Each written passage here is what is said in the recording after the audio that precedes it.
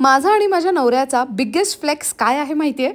आमचा वाढदिवस एकाच दिवशी येतो. नाही, फक्त सेम डे नाही तर सेम मंथ. इतकंच काय तर सेम इयरला आमचा जन्म झालाय. फक्त 4 तासांचं अंतर आहे आमच्यात. त्याचा जन्म पुण्याचा आणि माझा नाशिकचा. पण आम्ही भेटलो मात्र अलिबागला, स्कूलमध्ये. 14 वर्षांच्या रिलेशनशिपनंतर आम्ही लग्नाचा निर्णय घेतला. दरवर्षी बर्थडेला कुठेतरी जायचं हे ठरलंय आमचं, पण कुठे ते ऐनवेळेस कन्फर्म होतं. यंदा आम्हाला महादेवाने बोलवून घेतलं, तेही श्री भीमाशंकर ज्योतिर्लिंगाच्या दर्शनाला.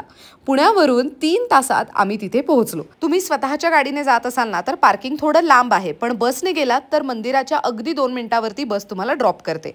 आम्ही आमच्या स्वतःच्या गाडीने गेलो, त्यामुळे पार्किंग लांब आम्ही केली. पार्किंग पासून ते मंदिरापर्यंत जाण्यासाठी असे शेअरिंग कॅब्स तुम्हाला तिथे अवेलेबल आहेत. आम्हा 5 जणांचे त्यांनी 100 रुपये घेतले. पण गर्दी किती आहे आणि वार कोणता आहे त्याप्रमाणे किमती बदलत राहतात असं त्या ड्रायव्हरने आम्हाला सांगितलं. 10-15 मिनिटात आम्ही पोहोचलो भीमाशंकर बस स्टॉपला आणि तिथून अगदी 2 मिनिटावर आहे मंदिर.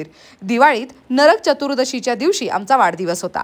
गर्दी कमी होती, पण कमाल गोष्ट काय माहितीये का? सोमवारी आम्हाला दर्शन मिळालं. लाईनमध्ये 1.25 तास तरी उभं राहावं लागलं, पण अगदी शांतपणे दर्शन घेता आलं. भगवान शिव आणि राक्षस भीम यांच्या युद्धाच्या स्मरणार्थ या ज्योतिर्लिंगाला भीमाशंकर असं नाव पडलं असं मानलं जातं. इथल्या शंकराच्या पिंडीवर तुम्हाला गंगाजल आणि बेलपत्र सुद्धा वाहता येतं. वीकडेजमध्ये गेलात की आरामात दर्शन होईल. दर्शनानंतर फ्रूट प्लेट खाल्ली आणि मग आम्ही पुन्हा शेअर टॅक्सीने पार्किंगपर्यंत आलो आणि मग स्वतःच्या गाडीने बॅक टू होम. अशी झाली आमची one day return trip to Bhimashankar. Thank you so much for watching and follow for more such videos.